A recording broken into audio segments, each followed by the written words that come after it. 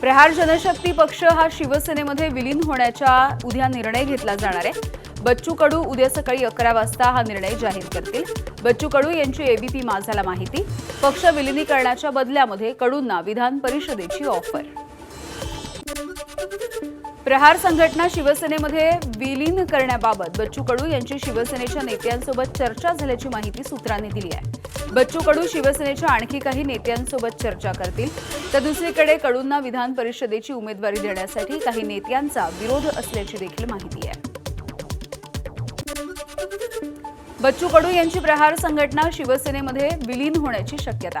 यावरती बोलत असताना नाना पटोले यांनी बच्चू कडू यांनी घेतलेली ही रिस्क असल्याचं म्हटलं।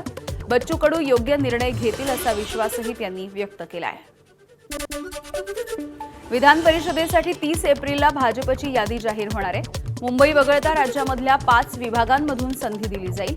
भाजपमध्ये विधान परिषदेसाठी मोठी भाऊ गर्दी, सावध पवित्रा घेऊन ऐन वेळेला भाजपकडून नावं जाहीर होण्याची शक्यता।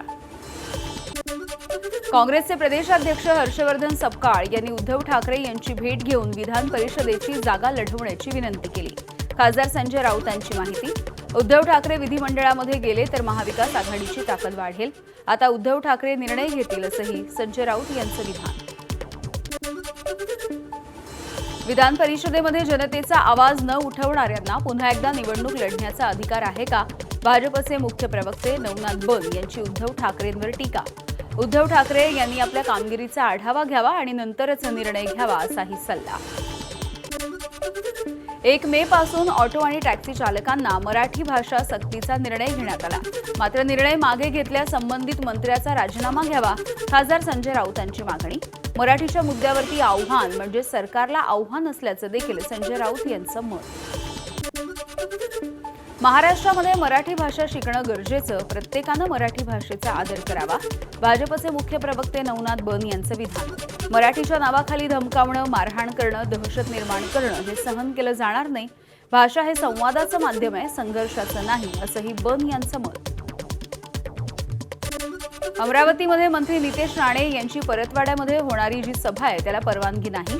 उद्या संध्याकाळी 5 वाजता परतवाडा इथल्या जयस्तंभ चौकामध्ये जाहीर सभा।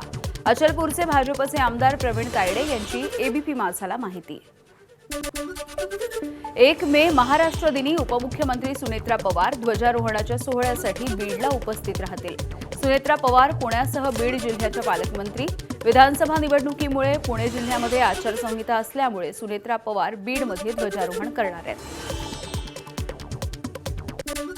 काँग्रेसचे प्रदेशाध्यक्ष हर्षवर्धन सपकाळ यांचा आज दिल्लीचा दौरा। पक्षाच्या वरिष्ठ नेत्यांच्या सोबत आज बैठक। संध्याकाळी 6:30 वाजता काँग्रेसच्या मुख्यालयामध्ये संघटन सृजन या अनुषंगानं बैठक होणार आहे। काही नेत्यांच्या नियुक्त्यांवरती बैठकीमध्ये शिक्कामोर्तब होण्याची शक्यता। आमदार रोहित पवार यांची सीआयडी ऑफिसला भेट। अजित पवार यांच्या विमान अपघाताची माहिती आणि पुरावे देण्यासाठी रोहित पवार यांची सीआयडी ऑफिसला भेट। अजित पवार यांच्या विमान अपघाताच्या घटनेला अधिकारी गांभीर्यानं घेत नाहीत। पुरावे देण्यासाठी पुण्यामधील सीआयडी कार्यालयामध्ये आलो, पण अधिकारीच उपस्थित नाहीयेत।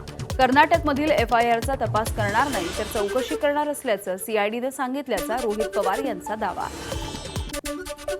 अजित पवार यांच्या बारामती, मुंबई या ठिकाणच्या घराबाहेर काळी जादू झाली होती का? त्यांच्या घराबाहेर नेमकी कुणी पूजा केली? राष्ट्रवादीचा एका मोठा नेता हा खराच्या संपर्कात देखील होता। रोहित पवारांनी हा दावा केलाय। पवार कुटुंबियांवरती मोठा आघात होणार असल्याचं खरात का म्हणाला याची देखील चौकशी करण्याची रोहित पवारांची मागणी। बीडच्या केजमधील मस्साजोग सरपंच पदाच्या पोटनिवडणुकीसाठी मतदान। सरपंच पदाच्या उमेदवार अश्विनी देशमुख यांनी आपल्या कुटुंबासह मतदानाचा हक्क बजावला। अश्विनी देशमुख विरुद्ध स्वरूपानंद देशमुख यांच्यामध्ये सरपंच पदासाठी लढत। विदर्भामधल्या सर्व जिल्ह्यांना 29 आणि 30 एप्रिलपासून उष्णतेचा येलो अलर्ट जारी, तर पावसाचा देखील अंदाज व्यक्त करण्यात आलाय। प्रशासनाकडून नागरिकांना काळजी घेण्याचं आवाहन। अहिल्यानगर जिल्ह्यामध्ये उन्हाचा पारा सध्या चांगलाच वाढलाय। वाढत्या उष्णतेमुळे बळीराजा चिंतेत आहे। डाळिंबाच्या पिकावरती होणारा प्रादुर्भाव रोखण्यासाठी बागेला कापडी आच्छादन। नाशिक जिल्ह्यामधील 26 धरणांमधल्या पाणीसाठ्यामध्ये घट झाली आहे।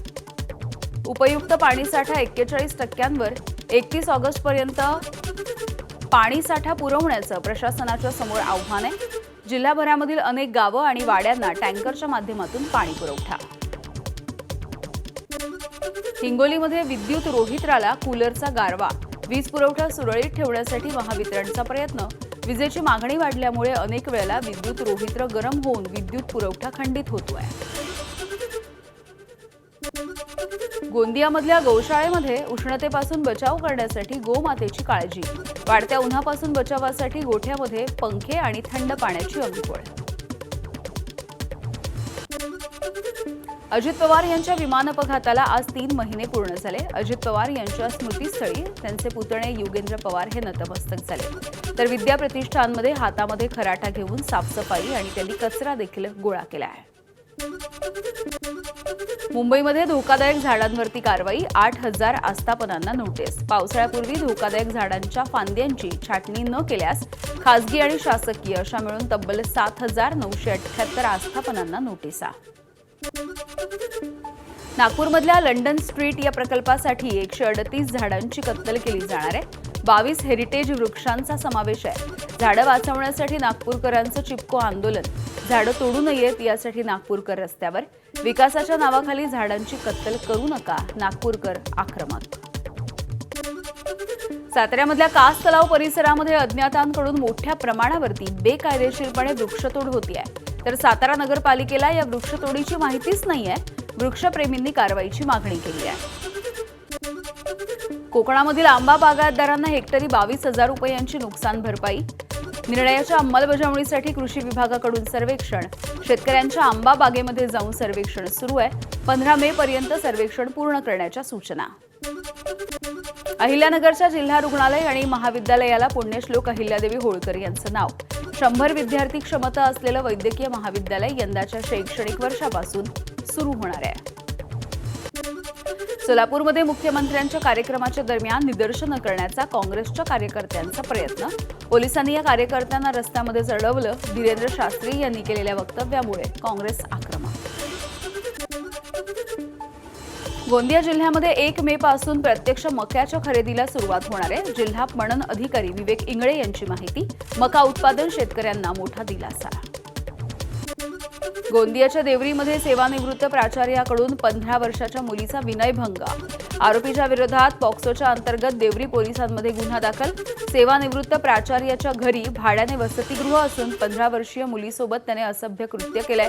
आरोपी 4 दिवसांपासून फरार आहे. खुनाच्या गुन्ह्यामधून कारागृहामधील आरोपी सुटल्याचा जल्लोष करण्यात आलेला आहे. पंढरपूरमध्ये 20 जणांवरती गुन्हा दाखल करण्यात आला. कारागृहामधून सुटल्याच्या नंतर फटाक्यांची आतिषबाजी करत हा जल्लोष करण्यात आला. लखन ढावरे नागपूर कारागृहामधून त्याची सुटका झाल्याच्या नंतर तो पंढरपूरमध्ये आला.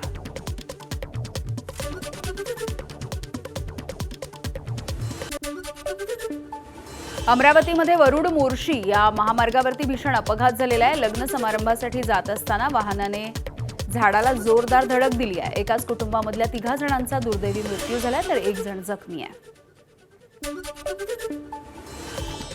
बारामतीच्या वडगाव निंबाळकर पोलीस ठाण्यामध्ये अत्याचाराच्या आरोपामध्ये कोठडीत असलेल्या आरोपीनं आत्महत्या केली आहे. पोलीस ठाण्यामध्ये आरोपीनं आत्महत्या केल्यामुळे खळबळ. या प्रकरणाची चौकशी सुरू आहे.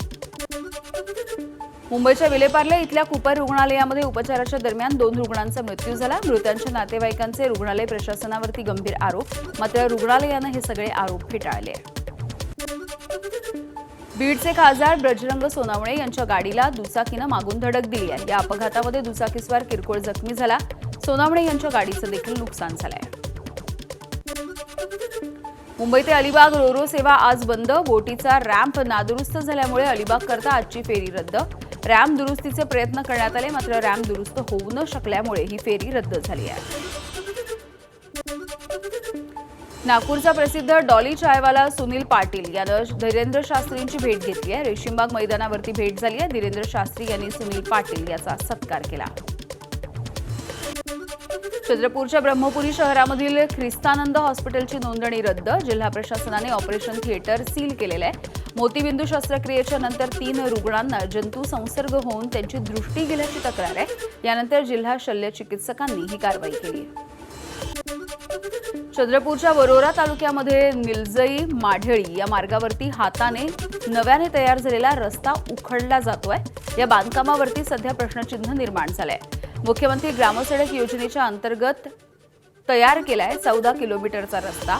निकृष्ट दर्जाच्या बांधकामामुळे स्थानिकांचा संताप। नांदेडच्या मुदखेड तालुक्यामधल्या वाई शिवारामध्ये बिबट्या आढळलाय। शिकारीसाठी बिबट्याची भटकंती असल्याचा अंदाज आहे। या परिसरामध्ये सध्या भीतीचं वातावरण। जळगावमध्ये 250 वर्षांची अखंड परंपरा लाभलेला संत सखाराम महाराजांचा भव्य रथोत्सव संपन्न। श्रद्धा, परंपरा, भक्ती आणि संस्कृती यांचा संगम असलेल्या सोहळ्यानं अंमळनेर शहर भक्तिमय झालं। तर सलीम बेलदार या मुस्लिम व्यक्तीला पहिली मोगरी लावण्याचा मान। पालघरमधल्या गुहीर इथे क्लायमेट स्मार्ट विलेज प्रकल्पाच्या शुभारंभाला सचिन तेंडुलकरची सहपरिवार उपस्थिती।